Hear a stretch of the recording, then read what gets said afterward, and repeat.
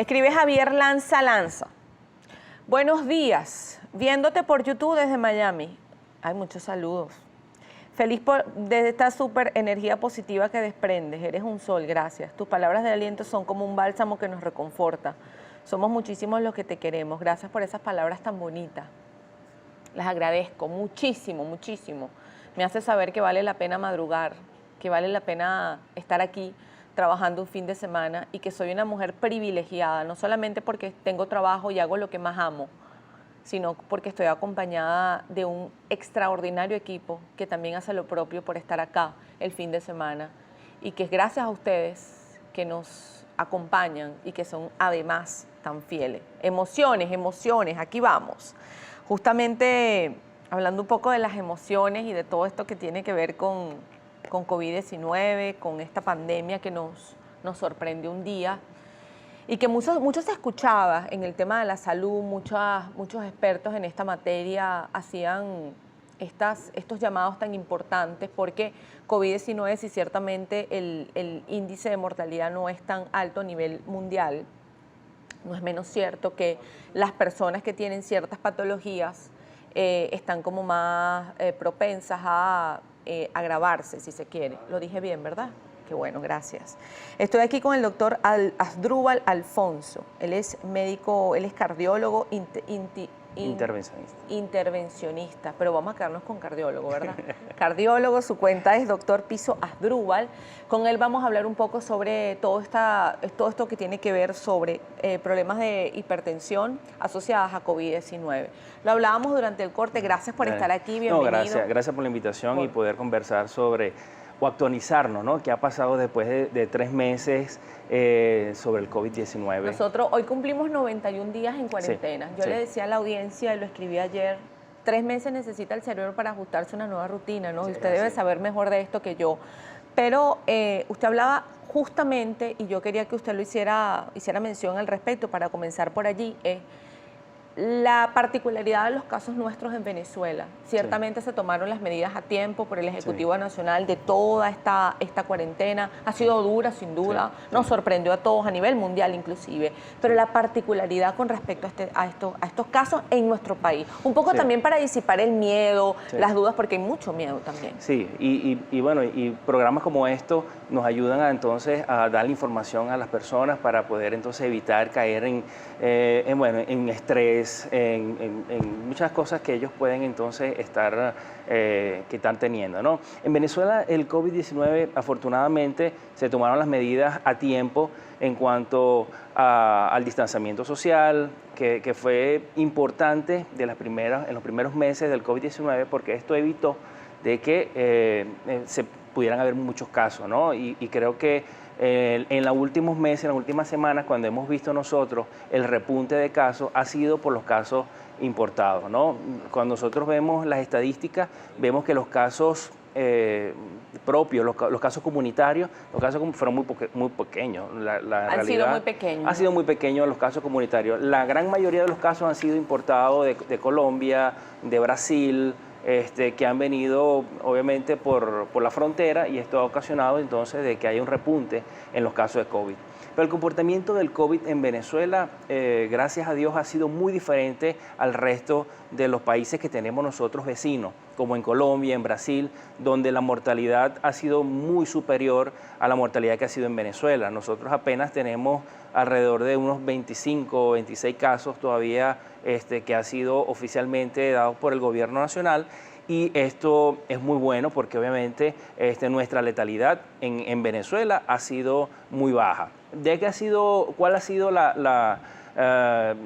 el factor que ha propiciado que esto sea así? Bueno, muy probablemente todas las medidas que se tomaron previamente en prevención para entonces evitar esta pandemia sea peor. Asdrúbal, ¿por qué las personas con problemas de hipertensión arterial, y se ha dicho desde el inicio de estas campañas y la vulnerabilidad con ciertos casos, por qué específicamente las personas con hipertensión arterial son las más, vamos a llamarle vulnerables, delicadas, si llegaran a contagiarse con COVID-19? Sí, esta enfermedad, bueno, es nueva, es muy cambiante, ¿no? Por eso te decía, vamos a actualizarnos desde hace 3 meses, porque Ustedes, de hecho, se mantienen estudiando, ¿no? Sobre sí, el de tema hecho, COVID. hasta anoche tuve que estudiar para ver qué era lo más actual Sí. que había en cuanto a COVID-19. Nosotros hemos hecho el seguimiento desde que comenzó la pandemia hasta ahorita y muchas cosas han cambiado. Nosotros vamos de la mano con la enfermedad y cada día aprendiendo más de la enfermedad. Sí, totalmente. Dos cosas importantes. El COVID también afecta la parte respiratoria, afecta el pulmón, pero nos dimos cuenta que el otro órgano que afecta de forma bien importante es el corazón. En el corazón nos dimos, o ya sabemos, que produce 4 entidades importantes. Una puede producir una miocarditis, que una miocarditis básicamente es una inflamación del músculo cardíaco, ¿ok? Puede producir infarto al miocardio, puede producir arritmias y puede producir insuficiencia cardíaca, ¿ok? Estas son las 4 patologías cardiovasculares que puedan estar dados. Recordamos nosotros que el COVID-19 es de la familia del SARS, ¿ok? Del SARS tipo 2, y este tipo de virus tiene un mecanismo de acción a través de una enzima que se llama enzima convertidora de angiotensina tipo 2, que se expresa en el pulmón, en el riñón y en otros órganos, también en el páncreas, en otros órganos como tal. Esa predilección por este receptor hace de que el virus pueda penetrar a la célula y tener un trofismo o una predilección por el músculo cardíaco.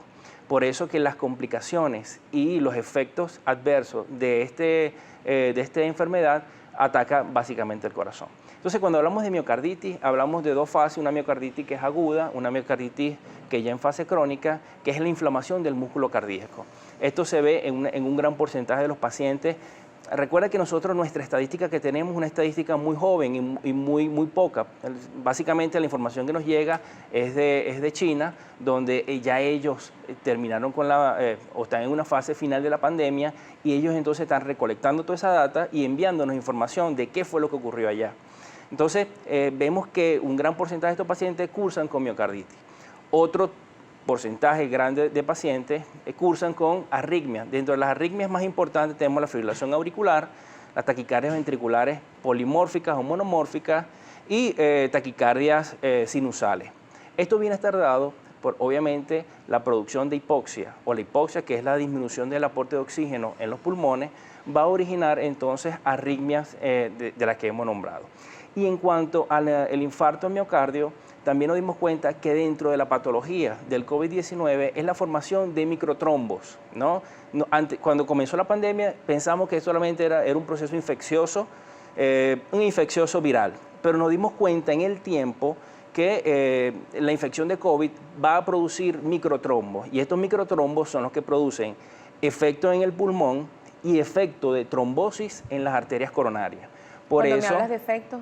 Sí, es la oclusión, ¿okay? El trombo son pequeños coagulitos, para que más o menos me entiendan, pequeños coagulitos que van a tapar las arterias. Por eso que el paciente con COVID, desde el punto de vista respiratorio, presenta una catástrofe respiratoria que termina con una intubación mecánica. Igualmente produce en el corazón, en las arterias coronarias, producen microtrombos y puede dar como consecuencia un infarto en los pacientes. Tenemos 2 grandes grupos, un grupo que ya tiene enfermedad coronaria, donde se agrava estas consecuencias del COVID. Todos, no necesariamente. No necesariamente, ¿no? Pero por eso es que nosotros hemos conversado que la población más vulnerable y la población que tiene más riesgo es aquella que tiene factores de riesgo importantes, como son, obviamente, la edad. Es importantísimo porque ya hemos visto por estadísticas que los pacientes mayores tienen mayores complicaciones en el COVID. Pacientes hipertensos o con pacientes con cardiopatía isquémica, pacientes diabéticos, también tienen entonces alta probabilidad de complicaciones por el COVID. Recuerden que el COVID en pacientes o en personas que no tienen este tipo de factores de riesgo o no tienen estas enfermedades puede pasar desapercibido, puede pasar como asintomático, personas que han tenido contacto con el COVID y no tienen nada, o pacientes que tienen como un síndrome viral, una gripe común, ¿ok? Rinitis, dolor de garganta y no pasa más allá. ¿Dónde está el problema? En estos pacientes que tienen factores de riesgo, que son los que se complican con, bueno, obviamente con el síndrome respiratorio y con toda la cascada inflamatoria que esto puede producir. Escribe Marely Jalayón, buenos días, estoy pasando un segundo ACV, mi tensión es demasiado fuerte. Obtener las pastillas para la tensión por sus altos costos y los de la diabetes, ni se digan estos tiempos de COVID-19. La depresión creo que ha sido el factor principal. En mi caso estoy muy mal. Sí. Siempre se ha dicho a nivel quizás emocional que los problemas, el corazón también está asociado al tema de depresión, de tristezas, sí, etcétera. Sí. Y todo como que va, porque al final todo está como unido sí. en una red. Sí. Personas con problemas así, problemas de hipertensión versus tristezas, estrés, sí. ansiedades. Sí. ¿Cuáles pueden ser estas, en qué puede desencadenar? Y esto para que, un poco para el mensaje a nuestra audiencia, que sin duda, porque el miedo es libre, preocuparse también es libre, lo que pasa es que a veces no resuelve mucho, pero ¿quién dice que no? No te preocupes, Asdrúbal. Sí, sí, ajá, sí. Pero si esto es lo que me está pasando en este momento, ¿no? Sí. Yo creo que una de las medidas que tomó el gobierno ahorita de flexibilizar las medidas de distanciamiento, básicamente es por esto, ¿no? Porque hemos visto en la consulta últimamente que la primera asistencia al consultorio es por depresión, es por pánico, es por angustia. ¿Y cómo se transmite o cómo se manifiesta clínicamente la depresión? ¿Cómo se manifiesta clínicamente la angustia y todas estas manifestaciones psicológicas? Con hipertensión arterial. Pacientes que son hipertensos, que están en depresión, pacientes entonces que tienen aumento de la presión arterial. Hay casos muy particulares que llegan a la consulta, pacientes míos de mucho tiempo que han estado controlados perfectamente y en estas últimas semanas tienen entonces presiones arteriales elevadas. Entonces yo le digo, pero si están tomando el mismo tratamiento, es la depresión y la angustia, ¿ok? Entonces nosotros hemos insistido en toda esta pandemia en que tenemos que mejorar los niveles de ansiedad. ¿Cómo los hacemos? Y es una pregunta que tú me hiciste muy pertinente.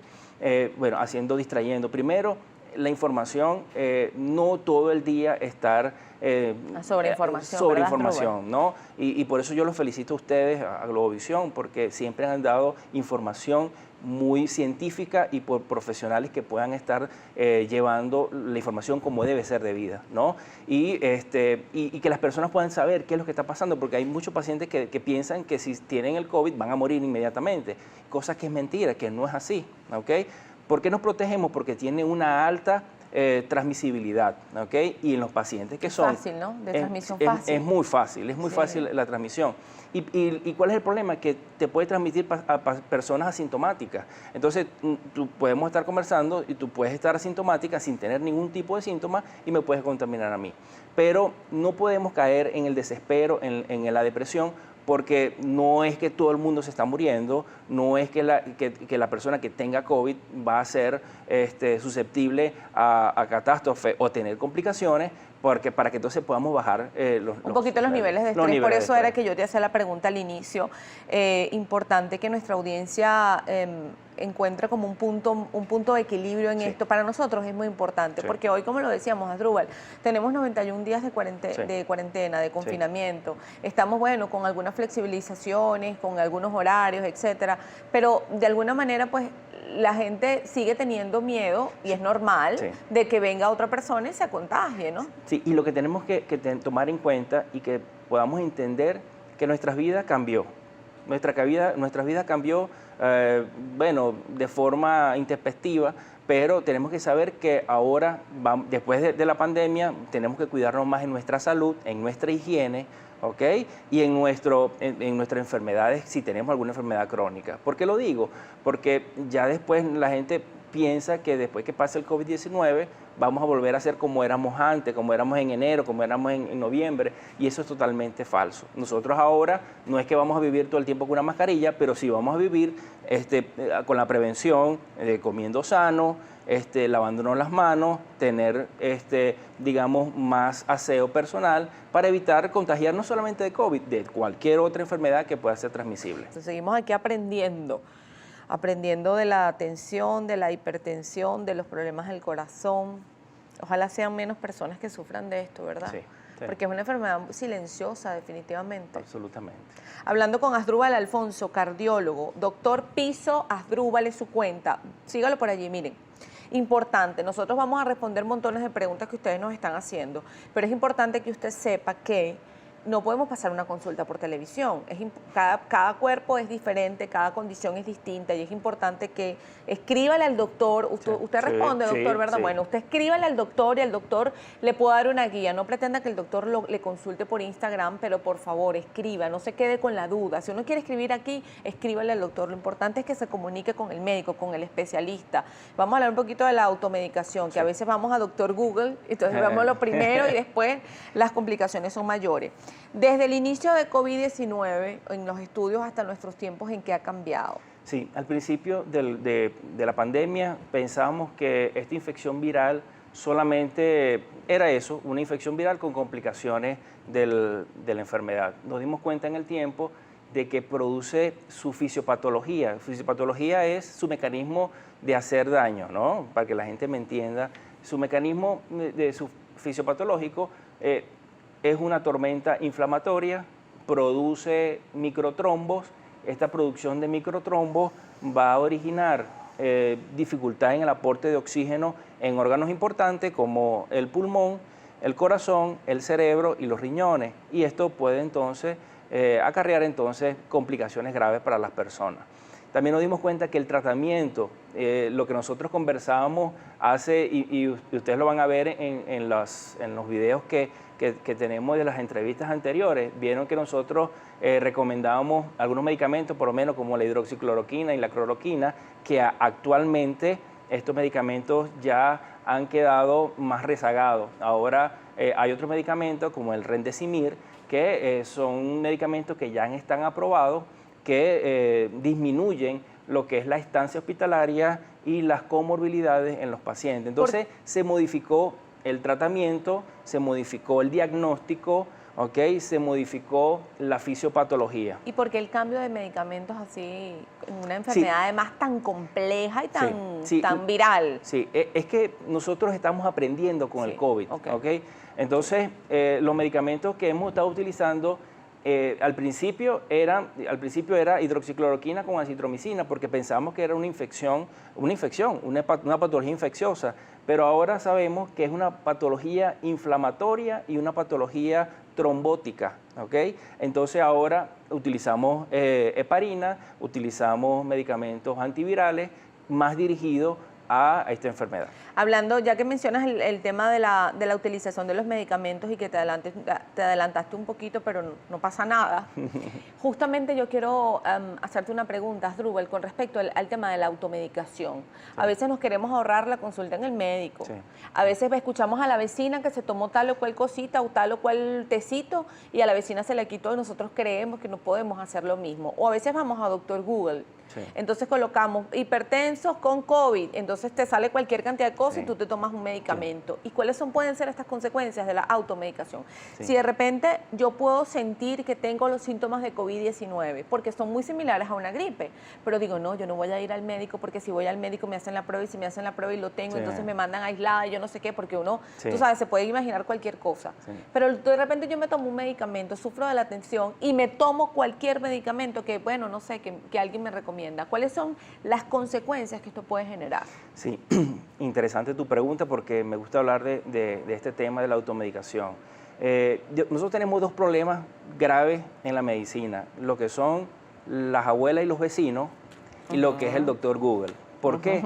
Porque muchas veces los pacientes van a la consulta y uno le hace las recomendaciones, indicaciones y tratamientos y entonces conversan con la vecina y la vecina le dice, no, eso es mentira, lo que te dijo el doctor es mentira.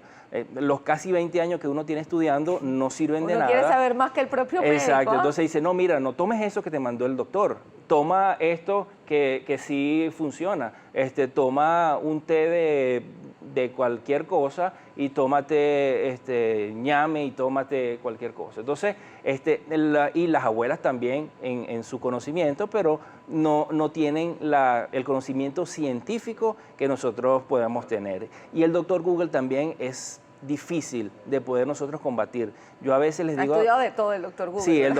el doctor Google es algo también bien interesante porque los pacientes, uno le dice un diagnóstico, van al buscador, colocan hipertensión arterial más COVID-19 y le envía una información. Recuerden ustedes, yo les digo a los pacientes, recuerden que todo lo que está en internet no es información científica. Yo, por ejemplo, cuando yo quiero investigar, estudiar alguna patología, porque nosotros los médicos todos los días tenemos que estudiar, nosotros entramos a las revistas científicas, que son revistas indexadas, revistas con estudios multicéntricos en grandes poblaciones. Para yo poder decir de que la enoxaparina, de que el remdesivir, de que todos los medicamentos funcionan, hemos estudiado una sinfín de estudios que nos dicen que eso tiene importancia. Hay muchas preguntas importantes además para responder. Brivester escribe, ¿qué tan real es que algunas personas tienen tensión emocional y qué significa que a uno se le reviente un vasito en el ojo por presión corporal alta y que ha sido 3 eventos en 4 años? Sí, la hipertensión arterial, la definición ya existe, ¿ok? Hipertensión arterial, primaria, secundaria. Dentro de la clasificación de hipertensión no existe la hipertensión emocional, no existe, lo tengo que decir. Ni tensión de forma, emocional, como no, nada de eso. Pero sí tengo que reconocer que las emociones pueden exacerbar los episodios de hipertensión. ¿Qué les quiero decir? Si uno tiene un mal humor, tuviste... una bravura. O estás deprimido, estás alterado, eso puede originar liberación de adrenalina, norepinefrina, un sinfín de mediadores que pueden producir hipertensión arterial. Entonces, en conclusión, no hay hipertensión emocional. Existen episodios anímicos que pueden elevar la presión arterial, que es muy diferente, ¿ok? ¿Por qué lo digo? Porque hay pacientes que dicen, no, mi tensión es emocional y yo no voy a tomar nada. Es decir, quiere decir que todo el tiempo va a estar feliz, alegre y no va a necesitar ningún tratamiento. Estado zen, ¿verdad? Esa meditación. Y eso es mentira. Vivimos en esta tierra donde existen problemas y donde hay algunas dificultades que esto va a provocar aumento de la presión arterial. Escribe M. del Usuao. Buenos días, mi suegra usa lodipina de 10 en la mañana y por cuestiones de corto, me imagino de economía, le estoy dando la mitad. ¿Es peligroso? Sí. Cuando nosotros prescribimos una dosificación del tratamiento, lo hacemos en función del tipo de hipertensión, lo hacemos en función a lograr metas de normalidad de esta presión arterial. Entonces, si nosotros prescribimos, por ejemplo, 5 miligramos, es porque esa es la cantidad y las concentraciones necesarias que necesita el paciente para lograr óptimas presiones. Con este tema, yo siempre también hemos hablado en algunas oportunidades que nosotros podemos bajar las presiones arteriales siempre y cuando también, y es importante comentarlo, tengamos unos hábitos alimenticios importantes. Si nosotros, por ejemplo, bajamos importantísimo el consumo de sal y el consumo de sodio, ¿ok? Nosotros pudiéramos llegar hasta en algún momento suspender el tratamiento, pero tiene que ser, ojo, tiene que ser personas que están muy bien entrenadas en cuanto a la dieta, en cuanto al ejercicio, a bajar de peso y podemos bajar, y de hecho en la consulta lo hacemos, pacientes que logran comer sano, bajar de peso, caminar, vamos disminuyendo las dosis de los medicamentos hasta llegar a suspenderlo. Pero ojo, es un tipo de persona que está entrenada para esto. No todo el mundo puede bajar la dosis porque entonces va a ser hipertensión y es más costoso una complicación de una hipertensión a comprar el medicamento. Justamente menciona el tema de la alimentación y en estos tiempos de confinamiento quizás hemos comido más producto de la ansiedad, hemos comido más dulce producto de la ansiedad. Ciertamente el dulce te ayuda un poco para tu sistema inmunológico porque te lo mantiene como, vamos a decir, contento, ¿no? Le da un regalito al sistema inmunológico, por eso es tan bueno comerse un pedacito de dulce o un poco de dulce, no exagerar. Yo quiero incorporar esto con el tema de los hipertensos que tienen que tener de repente alguna especie de dieta distinta o algún tipo de alimentación diferente o con mucho más cuidado versus también el tema de tomar agua, suficiente líquido. ¿Por qué suficiente líquido? Bueno, para responder tu primera pregunta, este confinamiento ha hecho de que hemos dejado de hacer ejercicio porque las personas están en su casa, el único ejercicio que hacen de la cama a la cocina, de la cocina al baño y del baño a la cocina. Esto ha hecho un sedentarismo importante. Y el sedentarismo y obviamente el confinamiento va a producir depresión, ansiedad y todo esto que hemos conversado ya previamente. Los carbohidratos son uno de los alimentos que producen mayor cesación y producen también mayor bienestar. Por eso que las personas cuando comen dulce o comen carbohidratos se sienten felices, ¿no? ¿Por qué les da la felicidad? Porque estos alimentos liberan unas sustancias en el cerebro que nos dan alegría, ¿no? De hecho, por eso que dice que el comer chocolate es una sensación muy placentera, ¿no? Entonces, tenemos sedentarismo en casa, consumimos más carbohidratos porque nos va a dar más alegría y va a combatir esa depresión, entonces aumentamos de peso. Todos los pacientes que han llegado a la consulta han venido con 5 o 6 kilos de más, ¿okay? Entonces, ojo con esto, vamos también a equilibrar la alimentación en casa. Y en cuanto al agua, que es una pregunta buenísima, estamos en casa y este mismo sedentarismo, esta falta de actividad, esta falta de hacer algún tipo de ejercicio, también hace de que no tengamos un metabolismo acelerado. Tenemos un metabolismo basal y este metabolismo basal va a originar que entonces no podamos tomar agua, ¿ok? Porque entonces, obviamente, si no estamos haciendo ejercicio, no estamos sudando, no tenemos frecuencia cardíaca elevada, las personas no están tomando agua en la casa. Entonces, yo les digo a mis pacientes, cuando van a la consulta, oblíguense, pónganse, hay un ejercicio muy básico que yo le digo a mis pacientes. Busquen una botella de 1 litro, la llenan de agua y ustedes la están viendo constantemente. Si la botella no ha bajado, ¿okay?, los niveles que debe bajar y acabarse la botella, entonces, ojo, la cosa está mal. Si nosotros vemos la botella en la casa y vemos que esa botella va bajando, estamos perfectos porque entonces estamos consumiendo la suficiente agua que necesitamos en 24 horas. Vamos a ir a la pausa. Ulises Ramírez escribe: buen día, ¿cómo afecta COVID-19 en las cardiopatías congénitas? Tengo una comunicación interauricular, seno venoso, te escribe. Hay una persona que pregunta por medicamentos, pero el problema es que queremos recordar, no podemos pasar consultas por Instagram. A la amiga Angelmique Piso MK, yo le invito a que siga la cuenta del doctor y usted por ahí le pregunta y seguramente el doctor le va a dar una guía. Vamos a ir a una pausa y al regreso, además de la pregunta de las cardiopatías congénitas, quería preguntarle: si yo soy un paciente que no tengo problemas de hipertensión arterial, pero de repente tengo los síntomas de COVID-19. Creo que es una gripe, pero resulta que son los síntomas. De repente a mí me puede dar de repente una miocarditis o una arritmia o una insuficiencia cardíaca. De repente me sorprende y es el indicativo que me va a decir: hey, muévete al médico, y el médico... ¿Esto se lo quiero hacer o es solamente a las personas que sufren de problemas de hipertensión? Eso lo vamos a responder al regreso. Asdrúbal Alfonso, médico cardiólogo, la cuenta del doctor Piso Asdrúbal, importante que la tenga por allí. Doctor Piso Asdrúbal, por favor, no sea partícipe de la automedicación. Se lo pedimos, por favor. La salud es importante y lo hemos podido ver en los últimos 91 días de pandemia, confinamiento y de todo lo que tiene que ver con COVID-19. Nuestra salud es lo más importante. Por eso estamos aquí conversando sobre este tema que tiene que ver con COVID-19. Hacemos pausa y ya venimos con más. Gracias por seguir allí junto a nosotros. Preguntas, ¿qué pasa con las personas con cardiopatía congénita? Sí. Bueno, señor que tiene la comunicación intraauricular. Sí. Siempre nosotros hablamos y lo primordial es la prevención. La prevención, tomar las medidas de higiene necesarias, evitar la exposición en sitios públicos para no contagiarse con el COVID-19.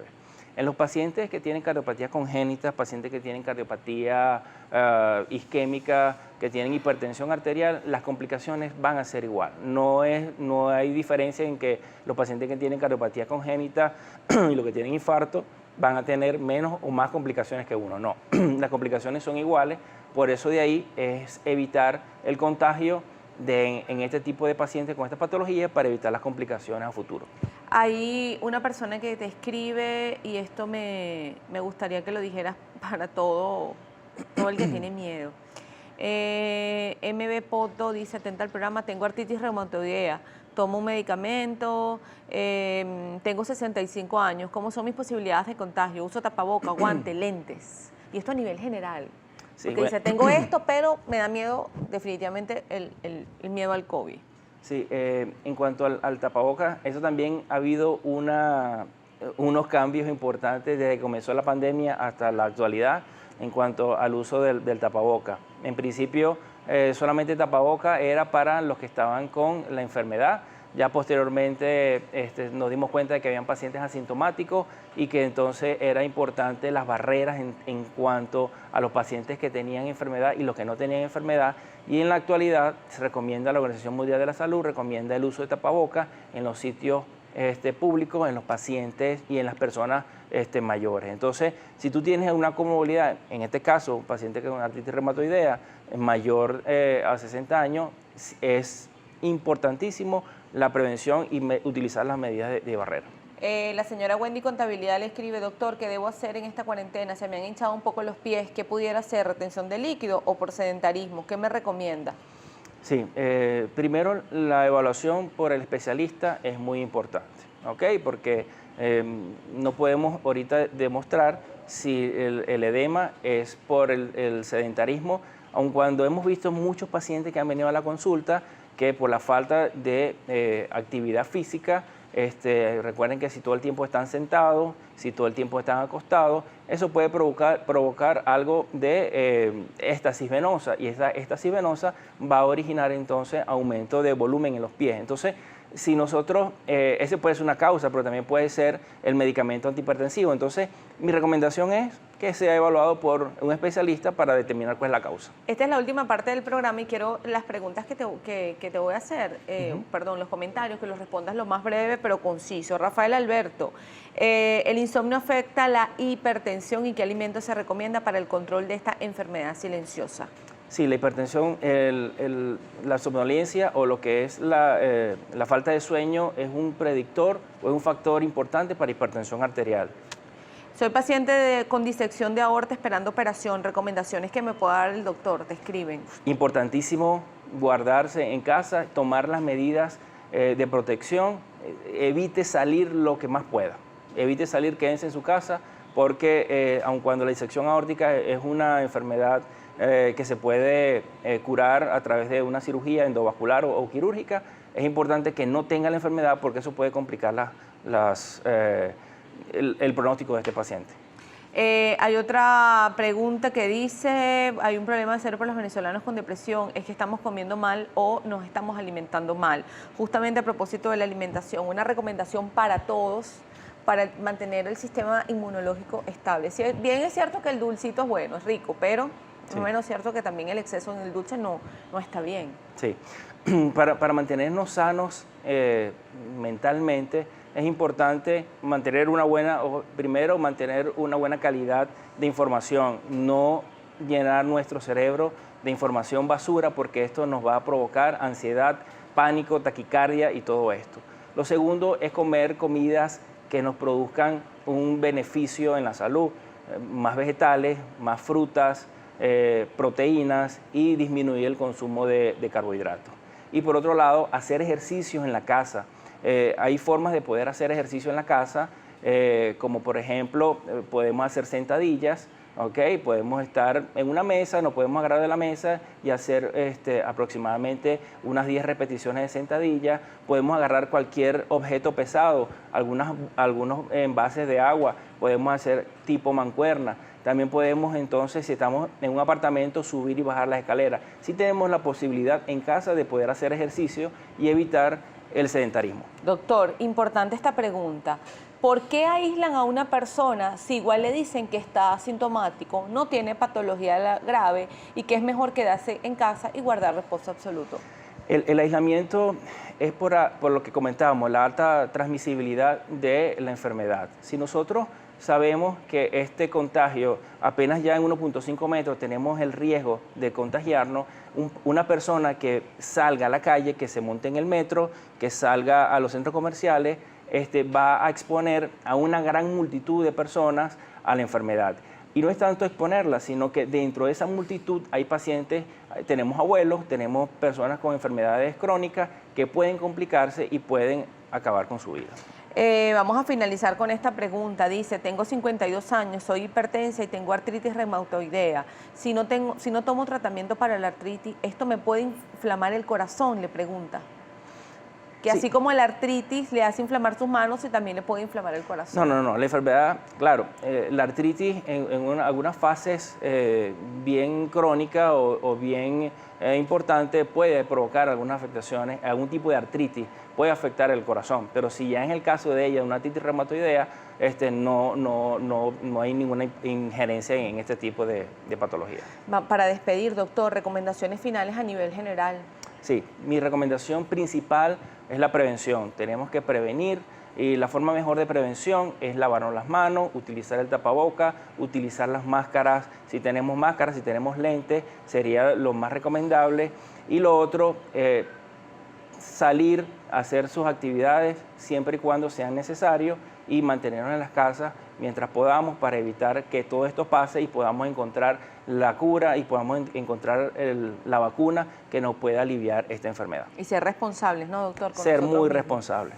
Porque ciertamente la recuperación está, o salir de esto está en mantenerse en casa. O sea, si uno tiene los síntomas, doctor, ¿por qué no decir, por qué no aclarar las dudas? Me duele aquí, me duele allá, puede ser COVID, no puede ser COVID. Mejor ir al médico. Sí. Porque si no soy un agente de contagio para mi comunidad, para mis vecinos. Sí, tenemos, y en el país tenemos los centros de salud, tanto públicos como privados, que están prestos, entrenados para poder entonces atender esta enfermedad. Y los pacientes cardiópatas, los pacientes que tienen hipertensión, los pacientes que tienen cardiopatía, mi recomendación es no suspender el tratamiento porque ha habido mucha desinformación en cuanto al tratamiento de COVID y para hipertensión arterial. No suspendan el tratamiento. Si tienen alguna duda, por favor consulten a su especialista para que él les pueda orientar en cuanto a su tratamiento. Gracias por seguir allí junto a nosotros. Seguimos con más. Florelis Toro, médico endocrino, está con nosotros, @endocrinoactual. Recuerden que las entrevistas, tanto del doctor Asdrúbal como de la doctora Florelis, usted la va a poder disfrutar en nuestro canal de YouTube. Somos Entre Noticias GB. A ver si de repente compartimos en mi Twitter, Mario, que estamos utilizando mi Twitter personal porque tenemos problemas allí con nuestro Twitter del programa, pero en nuestro Twitter, en mi Twitter ahí usted va a encontrar el link para que usted llegue directamente a nuestro canal de YouTube. Usted se suscribe de una vez, activa la campanita, porque todos los programas están grabados en nuestro canal de YouTube, no hay excusa para no informarnos. Con la doctora Florelis vamos a hablar un poco sobre pacientes diabéticos y COVID-19. Sí, realmente, bueno, ante nada, gracias por la invitación. Y bueno, básicamente los pacientes diabéticos, como bien lo comentaba el doctor Asdrúbal, en el caso de los pacientes hipertensos, tienen mayor riesgo pues de presentar cualquier tipo de infección, no solo de infecciones por COVID, y particularmente en estos momentos de pandemia uno trata como de mantener al paciente diabético lo más controlado posible, en vista de que la hiperglucemia de todas es un proceso proinflamatorio per se crónico en todo paciente diabético, y evidentemente si este paciente está descontrolado, pues vamos a tener mayor complicaciones o un desenvolvimiento del cuadro un poco más severo o mayor riesgo de complicaciones. En el caso de Venezuela, afortunadamente con las medidas que hemos tomado prontas a nivel nacional, pues evidentemente hemos tenido menor repunte de casos en relación a otros países, pero definitivamente la data que manejamos a nivel de China, a nivel de Italia, son devastadoras las consecuencias en pacientes con comórbidos. Hablábamos hace rato con el doctor Asdrúbal, el cardiólogo, y hablaba de este cambio que ha generado o que ha dado la enfermedad desde el momento que se conoce con el día a día, ¿no? Sí. Y desde el punto de vista endocrino también ha habido un cambio, doctora. Sí, definitivamente. Y es lo que se ha visto. Se ha visto que dentro de los estudios que se han realizado, como bien lo comentaba el doctor Asdrúbal, el tema de que el virus tiene predilección por este receptor de la enzima convertidora de angiotensina, que no solamente se encuentra a nivel pulmonar y a nivel renal, sino también a nivel de las células pancreáticas, específicamente en la célula beta pancreática, que es la exclusiva en la producción de insulina, va a desencadenar reacciones proinflamatorias, reacciones de destrucción de las células beta pancreáticas y en consecuencia vamos a tener un déficit en el almacenamiento y en la producción y en la secreción de insulina. Entonces, si no tenemos insulina, pues evidentemente vamos a tener pacientes diabéticos que pueden, tras adquirir la infección, tener cuadros de una complicación muy conocida en la diabetes llamada cetoacidosis diabética, que es simplemente la producción de cuerpos cetónicos producto de que no tenemos glucemia para el aporte, pues para la energía de los órganos. Complicado, ¿no? Completamente doctora? Complicado, porque pues entonces el tratamiento siempre va a ir orientado y todo va a ir orientado a mantener el equilibrio de este organismo, tratando pues por supuesto a través de la administración de insulina, mantener eso, la homeostasis del cuerpo. Doctora, cuando un paciente con diabetes tipo 1, tipo 2, se entera que tiene COVID-19, ¿qué es lo primero que debe hacer? Lo primero, evidentemente, posterior a las medidas de aislamiento, ¿okay?, es el control y monitoreo, automonitoreo, que es lo que uno determina a través de la realización de glucemias capilares, de los niveles de glucemia, ¿ok? Indistintamente el nivel de diabetes que tenga, doctora. Indistintamente, en ambos es necesario monitorear.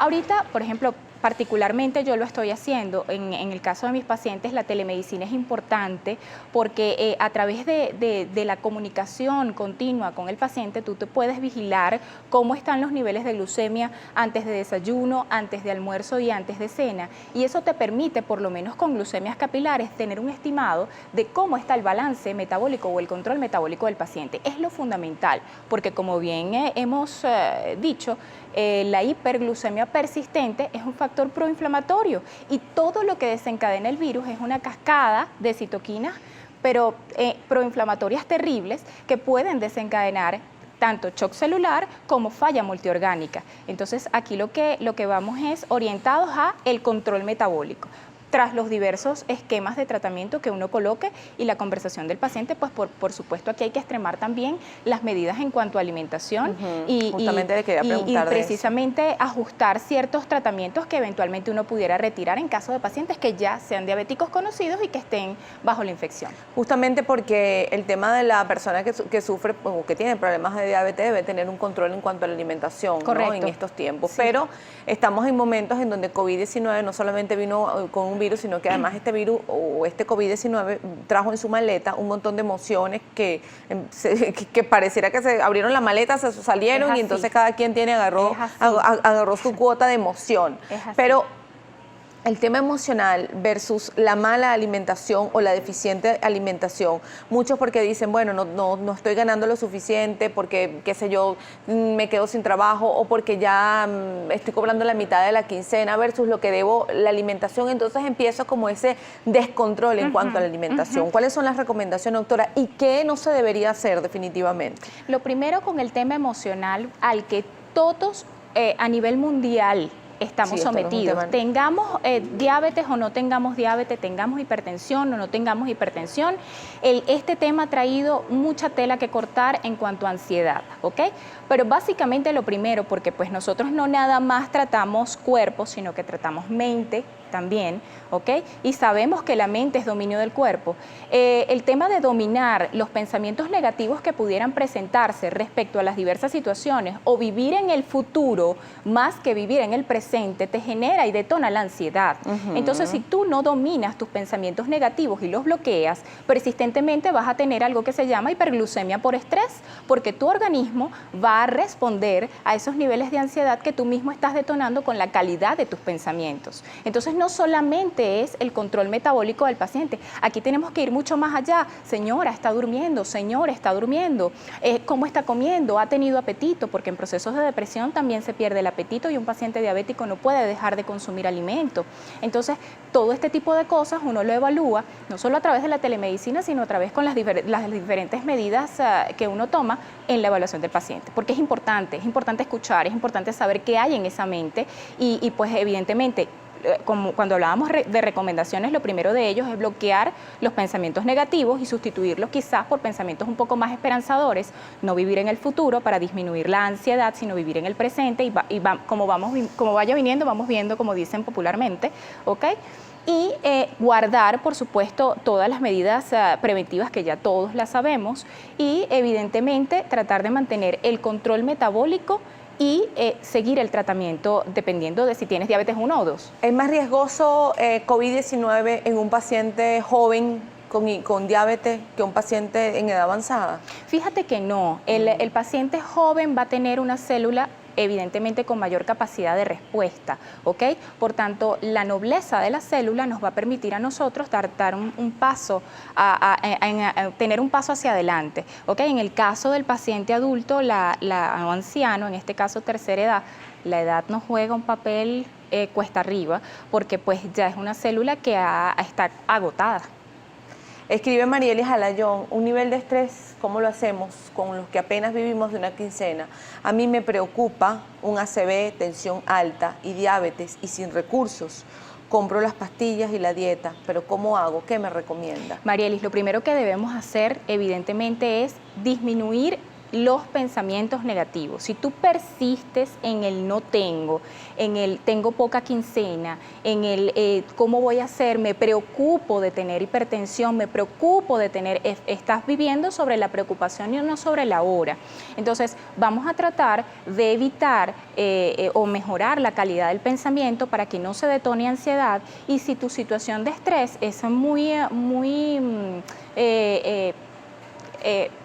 está presente todos los días, puedes hacer lo que se llama meditación, respiraciones, mejorar la respiración, darte tiempo para ti, centrarte a ti, centrar tu conciencia para que eventualmente puedas llevarte a la calma. Doctora, hay otra persona que le escribe, estoy revisando aquí algunos comentarios que nos llegan a través de nuestra cuenta @entrenoticiasgb. Instagram, ¿cierto? El hipertiroidismo ante COVID-19, ¿cuáles son los riesgos? Fíjate, el paciente con hipertiroidismo tiene riesgos desde el punto de vista cardiovascular, y ya la infección por COVID-19 tiene alteraciones cardiovasculares o riesgos desde el punto de vista cardiovascular, como bien lo mencionaba el doctor Asdrúbal, con el tema de la hipertensión y de las arritmias. El paciente con hipertiroidismo suele ser mucho más ansioso que el resto, pues porque la parte hormonal tiroidea está alterada, y la parte hormonal tiroidea rige prácticamente todo el organismo. Entonces, cuando nosotros tenemos este diagnóstico, evidentemente debemos echar mano del tratamiento, echar mano de lo que comenté anteriormente como procesos de meditación, por lo menos 10 minutos todos los días, llevarte a la calma, y pues evidentemente consultar los niveles de hormonales TSH y T4 libre para verificar en cuánto están y si hay que hacer modificación de tratamiento. Seguimos conversando con la doctora Florelis Toro, médico endocrino, @endocrinoactual, sobre el tema de la diabetes asociadas a COVID-19. Hablábamos durante el corte que paciente que está recibiendo tratamiento de insulina no debería parar este tratamiento. Hay una pregunta que le hacen, ya vamos a hablar un poquito de esto, doctora, pero hay una pregunta que le hace el señor Jairo. Riesgo de un diabético controlado, glicemia en ayunas y postprandial, hemoglobina glicosilada, que sigue tratamiento y dieta versus COVID-19. Gracias, le pregunta. El riesgo, señora Druber, es el mismo que todos los pacientes. Sin embargo, lo que va a variar es la severidad con la que en caso de adquirir, Dios no lo quiera, una infección por COVID-19, se presente. O sea, va a ser muchísimo más severo en el caso de un paciente diabético que pues ya ha sido diagnosticado, si está descontrolado metabólicamente. Pero si usted guarda un control metabólico, que es lo que siempre se logra o se trata de ajustar en la consulta o de lograr en la consulta tras su tratamiento y tras el cambio del estilo de vida que usted haya logrado, pues no vamos a tener ningún tipo de complicaciones. Le escribe la señora Selena de Nóbrega. Soy paciente diabética, hipertensa y monorrea. Antes me inyectaba necesitaba insulina Lantus, no pude seguir comprándola por el tema del hiperprecio, ahora me regalaron insulina NPH. ¿Tienen el mismo resultado? Fíjese, no, la insulina Lantus es insulina glargina, es la única insulina que está disponible para, por lo menos en el país, para un periodo de acción de 24 horas. Por tanto, ella se coloca una vez al día, calculada según el peso. En el caso de la insulina NPH, la insulina Lantus es una insulina análogo, la insulina NPH es una insulina humana. La diferencia entre una y otra es que la Lantus está modificada genéticamente para generar menores complicaciones, como el caso de hipoglucemia, y además prolongar el tiempo de vida de la insulina de modo tal de que te la puedas colocar una vez al día. En el caso de la NPH no, la NPH tiene un tiempo de vida de 12 horas, por tanto debe colocarse ajustada según el peso del paciente, una dosis en la mañana para que te proteja todo el día y una dosis en la noche para que te proteja toda la noche, de modo tal que según las indicaciones de su especialista, particularmente debería tomar toda la dosis de Lantus y fraccionarla, que correspondería a la mitad o una dosis de NPH en la mañana y otra en la noche. Paciente que está recibiendo tratamiento de insulina y que de repente tuvo que pararlo, doctora. Es un tema porque paciente diabético que ya usa insulina, no existe un tratamiento adicional que pueda ser, digamos, o cotejarse con la misma acción de la insulina, puesto que la insulina es el mejor tratamiento para la diabetes, aunque haya sido satanizado durante años por el tema de que se inyecta. Como todos los seres humanos producimos insulina y la insulina es la hormona potencialmente aceptada para la clásica hormona para el control de la glucemia, no hay mejor tratamiento que este. Pero definitivamente, si no tienes la posibilidad de adquirir la insulina, hay que echar mano de cambios del estilo de vida, ser más restrictivos con el tema del consumo de carbohidratos de absorción simple, ¿ok? Disminuir el consumo de azúcares, disminuir el consumo de harinas, buscar otras opciones que de repente desde el punto de vista farmacológico pudieran ser, pero dependiendo siempre del caso. Si es un paciente que no puede ser llevado a hipoglucemiantes orales, de todas hay que conseguirla, porque es que no hay sustituto. Ana Virginia Rivero le escribe: una persona de sexo masculino de 60 años con glicemia de 90, ¿es normal? Todos los meses se realiza exámenes y oscila entre 95 a 90. Sí, es normal. Una glucemia por encima de 100, estamos hablando de glucemias alteradas en ayuna, cuando tenemos un ayuno de 12 a 14 horas, una glucemia por encima de 100 ya sería una prediabetes, pero una glucemia por debajo de este valor está completamente normal. Hay otra pregunta que le hacen aquí en Instagram. Sí, Instagram está muy activo con este tema de los personas, sí, de COVID versus las personas con problemas de diabetes. Pero ya va, aquí está Mili Soto. Tengo diabetes tipo 2, mi médico tratante me quiere cambiar el tratamiento oral a insulina, cosa que me da miedo. Vale, el miedo es libre y el miedo es una de las cosas que nos detiene y nos paraliza para seguir adelante con algo. Pero definitivamente si los niveles de glucemia están incontrolables, si son niveles de hemoglobina glicosilada, que es la cantidad, la hemoglobina glicosilada punto aparte es la cantidad de glucemia o de azúcar que se une a la hemoglobina, ¿ok? Y que se mide en un lapso de 3 meses y es la que los endocrinos llamamos la chismosa, es un marcador importante para definir el control metabólico, están definitivamente alterados. Hay que echar mano del tratamiento con insulina porque definitivamente es lo que va a preservar la salud de los órganos. Entonces no te dé miedo porque muchos pacientes, en mi caso yo he tenido pacientes que inicialmente los pulso con insulina, pero posteriormente van tomando un estilo de vida distinto, mejoran la alimentación, mejoran los hábitos, mejoran la parte del deporte, el ejercicio físico y todos estos cambios que ya tú internalizas en tu vida hacen que tus niveles de glucemia bajen y en consecuencia también se tengan que disminuir, incluso en algunos pacientes hasta quitar la insulina y pasarlo hipoglucemiante. Entonces, velo como algo que te va a proteger tus órganos y que definitivamente toma la decisión de que sea temporal.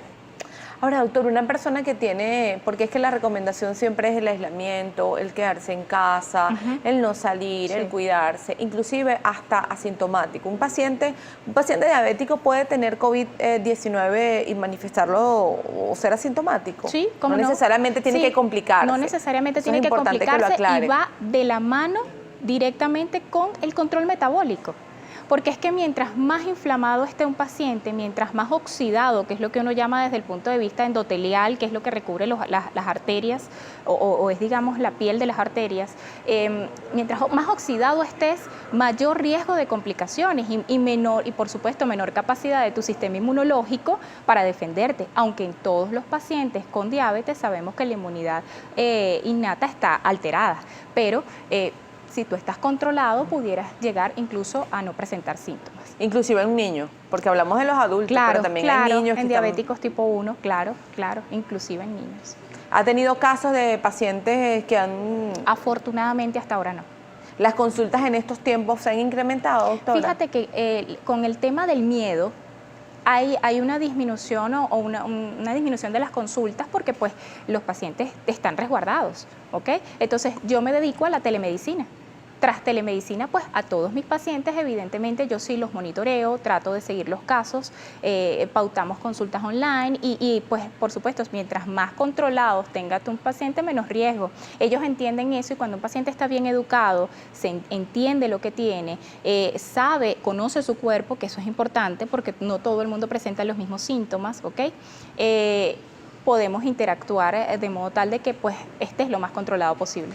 Una persona con hipotiroidismo, ¿tiene complicaciones para COVID-19? Como todos los pacientes con comorbilidades asociadas, el hipotiroidismo, que representa una disminución de la producción de hormona tiroidea, también, ojo, si está descompensado, ¿ok? Porque pues puedes tener tus hormonas normales y tu tratamiento hormonal sustitutivo con tus niveles hormonales normales y no tener mayor complicación porque hormonalmente estás bien, ¿ok? Entonces, todo es cuestión de verificar siempre cómo está el proceso hormonal. Ahora, la función de la tiroides, importante aclararlo a la audiencia. Sí, la función de la tiroides, la glándula tiroides es una glándula en forma de mariposa que está ubicada en la parte anterior e inferior del cuello y que se encarga de la producción de hormona tiroidea. La hormona tiroidea actúa a nivel de todo el organismo, tanto a nivel cardiovascular como a nivel del intestino y particularmente si existe alguna descompensación o una disminución de la producción de hormona tiroidea, hablamos de hipotiroidismo y si existe un aumento en la producción de hormona tiroidea, hablamos de hipertiroidismo. En procesos de ansiedad o estrés puede detonarse el sistema inmunológico o llamar como una alerta y entonces se producen lo que se llaman anticuerpos antitiroideos determinados en sangre como anti-TPO y anti-TG y estos anticuerpos elevados pueden condicionar a una inflamación o a un aumento de volumen de la glándula tiroides y ser entonces lo que uno denomina tiroiditis, que pueden estar en normofunción si tienes una función hormonal o una producción hormonal tiroidea normal, puedes estar en hipofunción si tienes una baja producción de hormona tiroidea y puedes estar en hiperfunción si tienes una elevada producción de hormona tiroidea. En cómo estés va a depender de cómo estén los valores y por eso se evalúa. Y por eso es tan importante, y usted hace la mención, lo ha hecho en reiteradas oportunidades, que es el tema del control, inclusive de las emociones. Completamente, porque es que yo no puedo aislar una mente de un cuerpo. Como tengas tu mente va a estar tu cuerpo.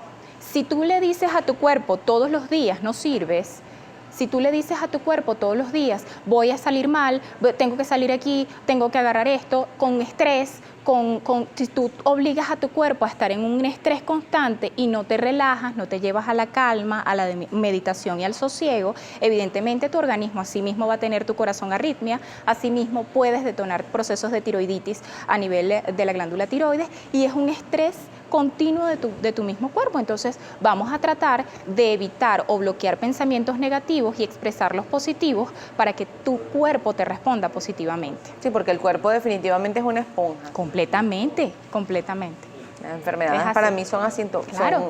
se somatizan, ¿no? La emoción es así, definitivamente detona una enfermedad. Las enfermedades endocrinológicas, ¿todas son hereditarias, doctora? Todos tienen un componente, toda enfermedad tiene un componente genético asociado, sea endocrinológico o no, pero puede expresarse o no dependiendo de la exposición que tú tengas, por ejemplo, o que un paciente tenga. Por ejemplo, un paciente puede nacer o tener el gen para desarrollar bocio, que es el aumento de volumen de la glándula tiroides, porque pues todas las tías lo tuvieron o todas mis primas lo han tenido, yo tengo el gen, entonces yo lo voy a... Si tú lo tienes y tú lo decretas, además, primero lo vas a tener. Pero puede existir la posibilidad de que en tu ambiente tú mejores las condiciones para que eso no ocurra.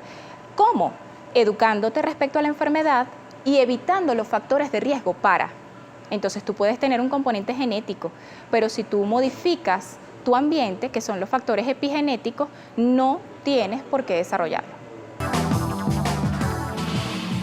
Aquí hablando con la doctora Florelis Toro, médico endocrino, @endocrinoactual. Hay ciertos alimentos que, como comentábamos con la doctora, si pudiéramos elegir, si tenemos que elegir entre comprarlo o no comprar, no lo compraríamos. Por ejemplo, el queso. Sí, el queso es un alimento que no falta en la mesa del venezolano. A mí no me gusta el queso.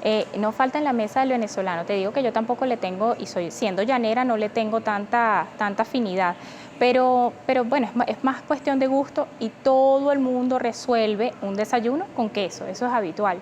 Pero uno trata como de explicarles a los pacientes en la consulta las repercusiones, porque muchas veces hay quesos, el queso duro, por ejemplo, para mantenerlo le colocan demasiada sal. Entonces la repercusión del que come mucho queso es por eso la razón de que el venezolano siempre cuando llega a los 60 años tiene temas con tensión por el consumo de sal, por el consumo de conservantes, de colorantes, porque pues si sometes toda una vida tu endotelio, que es lo que está por dentro de los vasos sanguíneos, al sodio, el sodio que tienen el queso, evidentemente vas a tener no solo repercusiones con el calcio, sino también repercusiones con el sodio, que son dos electrolitos importantes. Y de esto que viene, por el sodio tienes hipertensión y por el calcio también hipertensión y aparte cálculos renales o litiasis renal.